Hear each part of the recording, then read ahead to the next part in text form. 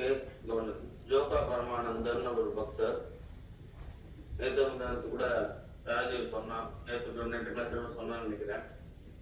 ஜோகா பரமானந்தர் வந்து பகவத்கீதை 700 ஸ்லோகமும் டெய்லி சொல்லி நமஸ்காரம் பண்ணுவார். 700 நமஸ்காரம் பண்ணுவார்.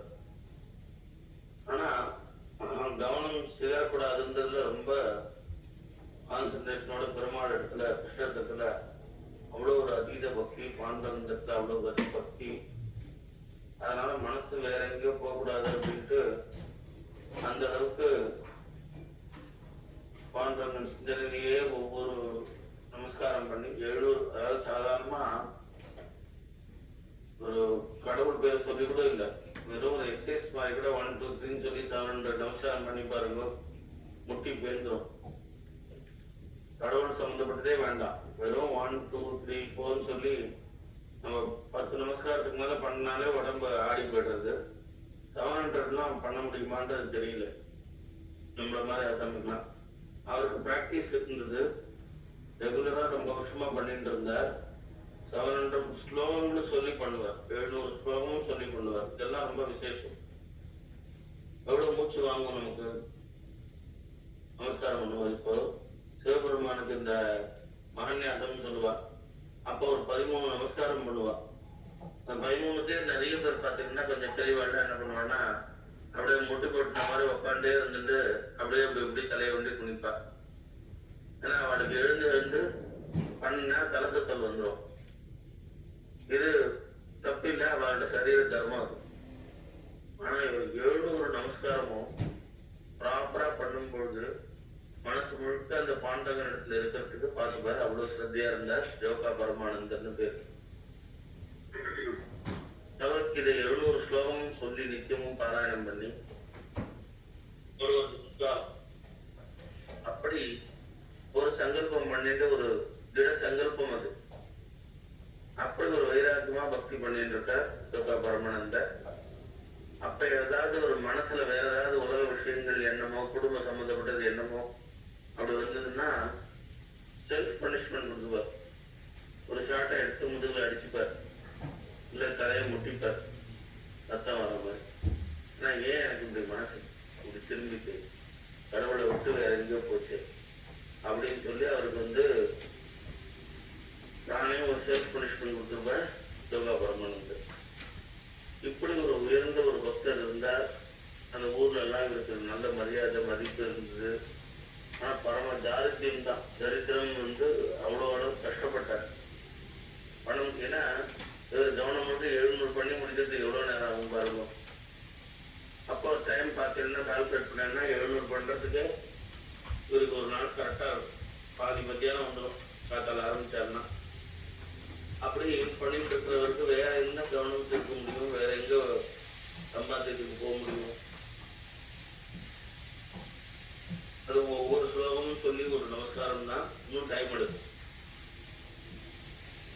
அப்போ நடுவில் எவ்வளோ நமக்குலாம் மூச்சு வாங்கும், எவ்வளோ ஒரு சிரமமா இருக்கும். அந்த சிரமமே இல்லாம அந்த மனசை அதுல செலுத்தாம, சரீரம் முக்கியம் இல்லை, பகவானுக்கு நமஸ்காரம் பண்ணணும், பகவத்கீதையை சொல்லி நமஸ்காரம் பண்ணணும் அப்படின்னு சொல்லி அப்படி ஒரு உயர்ந்த ஒரு பக்தி பண்றார் ஜோகா பரமானந்தர். இப்படி வாழ்ந்துட்டு இருக்கார்.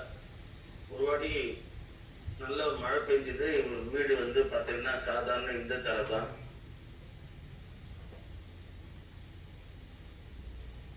களிமண் தரை தான். மழை பெஞ்சா வீட்டுக்குள்ள தண்ணி வந்துருக்கு. இந்த தண்ணி வந்த உடனே அப்போ சேரா இருந்தது, சதசதன்னு இருந்தது. ஆனா இன்னைக்கு 700 பண்ணி ஆகணும். எப்படி இன்னைக்கு 700 பண்ணும்பொழுது உடனே ஒரு இவரோட துணியெல்லாம் ரொம்ப சேரும் சகதியமா ரொம்ப இதுவா இருந்தது. அப்போ ஒரு அன்பர் பார்த்தார், அவருக்கு மேல பரிதாபப்பட்டார். வஸ்திரம் வந்து ஒரு புதுசா வச்சிருக்கேன், துணி ட்ரெஸ் பேசி நீங்க கட்டிக்கோங்க அப்படின்னு கொடுக்குற. இல்ல இல்ல எனக்கு எதுக்கு வேண்டாம், நான் இதை சேரா இருந்தாலும் துவச்சு கீச்சு போட்டு நான் வந்து அதையே கட்டிப்பேன், பரவாயில்ல அப்படின்னா. இல்ல, நான் வந்து ஒரு இதுவா உங்க மேல ஒரு மரியாதைக்காக நானும் வந்து இறைவன் தொண்டு பண்ணணும் அப்படின்னு சொல்லி உங்களை மாதிரி அடியார்களுக்கு சேவை பண்றதுக்காக வஸ்திரம் கொடுக்குறேன், மறுக்காம ஏற்றுக்கணும் அப்படின்னு சொல்லி ரொம்ப ஒரு ரிக்வஸ்ட் பண்ணி கொடுக்குறாரு. சரின்ட்டு அந்த வந்து வாங்கிக்கிறார், வஸ்திரத்தை வாங்கிக்கிறார். வாங்கிட்டு வஸ்திரத்தை கட்டிட்டு இப்ப நமஸ்காரம் பண்ண போறார். பார்த்தா அப்ப வந்து இவருக்கு ஒரு செகண்ட் வஸ்திரம் ரொம்ப புதுசா இருக்கு. இப்ப நம்ம தீபாவளிலாம் என்ன பண்ணுவோம்னா, கோயிலுக்கு போனோம்னா நம்ம புது ட்ரெஸ் போட்டு இருந்தோம் அப்படின்னா கொஞ்சம் நல்ல சாஷ்டாங்கமா உழைப்பு. ஒரு சிலர் வந்து அதை பார்க்க மாட்டா, ட்ரெஸ் அழுக்கப்படுமே அவ பாட்டுக்கு பண்ணுவா. பல பேர் என்ன பண்ணுவோம்னா, ட்ரெஸ் வந்து அழுக்காயிடக்கூடாது, கோயில்ல எங்கேயாவது எல்லாரோட பாதங்க காலில் இருக்கிற மண்ணு எல்லாம் இருக்கும். அப்ப துஜஸ்தம்பத்துக்கிட்ட நமஸ்காரம் பண்ணும்போது ஒரு நமஸ்காரம் பண்ண மாதிரி ஒரு டக்குன்னு ஏந்துருவா. ட்ரெஸ் அழுக்காக கூடாதுன்னு ஒரு எண்ணம் இருக்கும். புது ட்ரெஸ் இன்னைக்குதான் போட்டுக்கிட்டோம், கொஞ்ச நாளாவது புதுசா இருக்கணுமே. அது இந்த கோயில் துஜஸ்தம்பத்துக்கிட்ட நம்ம சாஷ்டாங்கமா வந்து வணங்கணும். சாதாரண நாள்ல நார்மல் ட்ரெஸ் போட்டிருக்கும் போது அதெல்லாம் நமக்கு அதிகமா தோணாது. ஒரு புது ட்ரெஸ், நல்ல ஒரு பளபளன்னு பட்டு வஸ்திரங்கள் ஏதாவது போட்டிருக்கும் போது ஒரு யோசனை இருக்கும், இன்னைக்கு ஒரு நாளாவது அழுகு பிடிக்காம இருக்கணுமே அப்படின்னு சொல்லி ஒரு பாவனையா நமஸ்காரம் பண்ணி நாளைக்கு நல்ல சாதா ட்ரெஸ்ல வரும்போது நல்லா பண்ணிக்கலாம், இன்னைக்கு வந்து ஒரு பாலிஷா ஃபிளைங் இருக்கிற மாதிரி பண்ணிட்டா போகும்ன்ற மாதிரி கையெழுத்து கும்பிட்டு அது ரெண்டே இருக்கும்.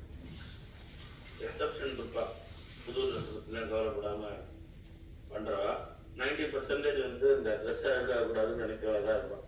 ஏன்னா கீழே ஒரே கரையா இருக்கும், எல்லாரும் நமஸ்காரம் பண்ண இடமா இருக்கும், கால் எல்லாரோட கால் மண்ணு. ஏன்னா கோயில் நம்ம கோயில் எல்லாம் இந்து மதத்தை வந்து இது போட்டுன்னு போக கூடாது இல்லையா, அப்ப அது மாதிரி எல்லாம் இருக்கும். அப்படி இருக்கும்போது நமஸ்காரம் பண்றதுக்கு துவஸ்தம்பத்துக்கிட்ட கொஞ்சம் யோசனையா இருக்கும். கிளீனா இருந்தா அது வேற. அப்படி இருக்கும்போது இவர் அந்த மாதிரி ஒரு 7 நமஸ்காரம் பண்ணும்போது அந்த புது ட்ரெஸ் அன்னைக்கு போட்டுருந்தது வரையில அப்படியே கொஞ்சம் அழுக்க ஆரம்பிக்கவே, சேறுபட ஆரம்பிக்கவே, கொஞ்சம் தூக்கி மடிச்சு கட்டின்ற மாதிரி பண்ணிட்டு நமஸ்காரம் பண்ணிட்டார். ட்ரெஸ் கொஞ்சம் அழுக்காச்சு, அதனாலயே வந்து டக்குன்னு பண்ணிட்டார்.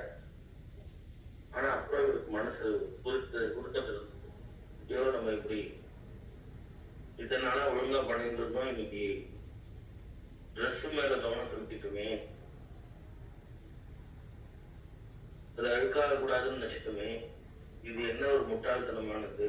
பகவான் தானே பக்தி செலுத்தணும். மனசு வந்து நம்ம போட்டுக்கிற ட்ரெஸ்ஸுக்கு இம்பார்ட்டன்ஸ் கொடுக்கறதா, அது அழுக்கானா பரவாயில்லன்னு சொல்லி நம்ம எப்பயும் பண்ற மாதிரி சின்சியரா பண்ணிருக்கணும் இல்லையா அப்படின்னு சொல்லி இவருக்கு மனசு குத்த ஆரம்பிக்கவே, உடனே ஷார்ட்டை எடுத்து முதுகுல அடி அடி அடின்னு அடிச்சுக்கிற, கை வலிக்கிற வழக்கு அடிச்சுக்கிற, அப்படியே முதுகுல இருந்து கண்ணி போயிட்டு முதுகுலாம் சில இடத்துல ரத்தம் கூட வர ஆரம்பிச்சிருக்கு. அப்படி அடிச்சுக்கிற. அப்படி இருக்கும்போதும் அவருக்கு திருப்தி ஏற்படல. இன்னைக்குன்னே நம்ம எவ்வளவு பெரிய தப்பு பண்ணிட்டோமே அப்படின்னு சொல்லிட்டு தலைய போய் முட்டிக்கிற கல்லுல. அப்ப ரத்தமா வருது. அப்படியே மயங்கி விழுந்த மாதிரி விழுந்துட்டார். ஏற்கனவே 7 நமஸ்காரம் பண்ணது வேற, அந்த சரீர வலி வேற, இப்ப அடிச்சுண்டது இடிச்சுண்டது. அவர் அப்படியே பயங்கரம். அப்போ இவரை மடியில போட்டுட்டு அப்படியே சுவாமி பரமாத்மா என்ன பண்றாருன்னா அப்படியே தடவி கொடுக்குறாரு. தடவி கொடுத்தா உடம்புல ஏற்பட்ட அந்த காயங்கள் வலி எல்லாம் இவருக்கு சரியா இருந்து, தலையில இருந்து கொட்டிட்டு இருக்க ரத்தமும் நிக்கிறது. நார்மல் நல்ல ஒரு ஃப்ரெஷ்ஷான ஒரு ஆளா இவர் மாறினார். மயக்கம் தெளிஞ்சு நிமிர்ந்து பார்க்கிறார். பரமாத்மாவோட மடியில படுத்துட்டு தெரியாது. உடனே எழுந்து நமஸ்காரம் பண்ணி, சுவாமி இதை மன்னிக்கணும் அப்படின்றாரு. இல்ல நான் தான் உன்னை மடியில எடுத்து வச்சிருந்தேன், நீ என்னோட குழந்தை இல்லையா, என் மேல அவ்வளோ ஒரு வாஞ்சையோட இருக்க, கவனம் சிதறக்கூடாது நமஸ்காரம் பண்ணும்போதுன்னு உறுதியா இருக்க. ஏதோ தெரியாம சிதறிட்டா கூட உடனே இப்படி ஒரு தன்னை வருத்திக்கிற அளவுக்கு இப்படி ஒரு பனிஷ்மெண்ட் எடுத்துக்கிற. நீ எவ்வளவு ஒரு பகவத்கீதையை அவ்வளவு மரியாதை கொடுக்குற, மதிக்கிற. பகவத்கீதைன்றது பகவான் வாயிலேருந்து வந்தது அப்படின்னும் பொழுது அந்த அளவுக்கு நீ அதுக்கு முக்கியத்துவம் கொடுக்குற. ஒரு நமஸ்காரம் 700 நமஸ்காரம் பண்றதே பெருசு. 700 நமஸ்காரம் பண்ணிட்டு இப்படி ஒன்னையும் வருத்தின்றியப்பா அப்படின்னு சொல்லி சுவாமி ஒரு அன்பா தடவி கொடுத்து இவர்கிட்ட பேசுற.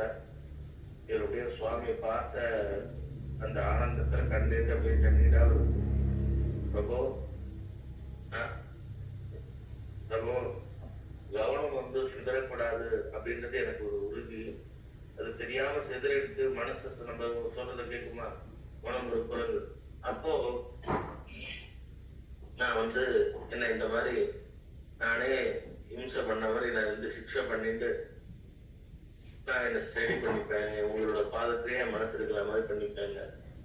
அப்பா அதுக்கு நீ ரொம்ப ஒண்ணு வருத்திக்கிறப்பா, அது எனக்கு ஏற்படுதா இல்லை. தன் குழந்தை கஷ்டப்பட்ட அம்மாவுக்கு எப்படி சந்தோஷமா, நீ ரொம்ப கழிச்சுக்கிற, அதெல்லாம் வேண்டாம். தொடர்ந்து என் பக்தி பண்ணிட்டு வா. இந்த பிறவிதான் உனக்கு கடைசி பிறவி, முக்தி அடையலாம். அதுக்குன்னு ரொம்ப இது பண்ணிக்காத. நீ கவனத்தோட தான் பண்ணிட்டு இருக்க. ஏதாவது ஒரு செகண்ட்ன்றது அந்த மனசுன்றது எல்லாருக்கும் எங்கெங்கயோ ஓடும். உனக்கு அப்படின்னா ஓடுறது இல்லை. ஒரு துளி அப்படின்னா கூட அதுக்கு நீ பனிஷ்மெண்ட் தான் பண்ணிக்க வேண்டாம். நீ என்னோட அன்பானவன், என் பேச்ச கேடு. நீ தொடர்ந்து பண்ணிட்டு வா, உன்னோட தொண்டை விடாம பண்ணிட்டு வா. இந்த பிறவில உனக்கு முக்தியை நான் அனுகிரகம் பண்றேன். என் ஞான வைராகிய சித்தியத்தம் சொல்றோம் இல்லையா, விக்ஷாந்தேகி பார்வதின்னு. அப்படி ஞானத்தையும் வைராகியமும் உனக்கு பூஷணமா ஏற்கனவே இருக்கு. கொண்ட கொள்கையில உறுதியா இருக்க. நான் பரம சந்தோஷப்படுறேன் அப்படின்னு சொல்லி பகவான் அனுகிரகம் பண்றார். பகவான் காட்சி கிடைச்சது, அதோட வேற என்ன வேணும் அவருக்கு. அப்படி பகவான் பக்தர்களை என்னைக்கு கைவிட மாட்டான். நம்ம செஞ்சுட்டு இருக்கிற ஒவ்வொரு தொண்டையும் நம்ம என்னெல்லாம் மனசுல நினைக்கிறோன்றதையும் கூட சுவாமிக்கு தெரியும். நம்மளோட மேலேயே அவர் கருணை காட்டிட்டு நம்மளையே பார்த்துட்டு இருப்பார். நமக்கு வேண்டியது அனைத்தையும் அனுகிரகம் பண்ணுவார், தாயா அனுகிரகம் பண்ணுவார். அதனால பகவத் பக்தி தான் நமக்கு முக்கியம். கொள்கை ஒரு பிரின்சிபிளோட வாழணும், நல்ல எண்ணத்தோட வாழணும், எல்லாருக்கும் உதவி பண்ற எண்ணத்தோட வாழணும். பகவத் சிந்தனை ஏதாவது நமக்குன்னு ஒரு கட்டுப்பாடு போட்டு இனிமேல் இப்படி இருக்கணும். அந்த குழந்தைகள்லாம் சொல்லுவா இல்லையா, ஒரு நியூ ரெசல்யூஷன் எடுத்துக்கோ அப்படின்ற மாதிரி ஏதோ ஒரு உறுதி எடுத்துட்டு அந்த உறுதியே ரொம்ப ஸ்டடியா இருந்து பகவத் சிந்தனையில பக்தி பண்ணணும். இதுதான் இந்த ஜோகா பரமானந்தரோட கதையில நாம தெரிஞ்சுக்கிறோம். 700 பகவத்கீதை ஸ்லோகமும் சொல்றவர் ஜோகா பரமானந்தர். அப்படி அவர் சிறந்த கிருஷ்ண பக்தராக இருந்து முக்தி அடைஞ்சார் ஜோகா பரமானந்தர். சரியா? நீங்க சாரம் நீங்க சொல்லுங்கம்மா.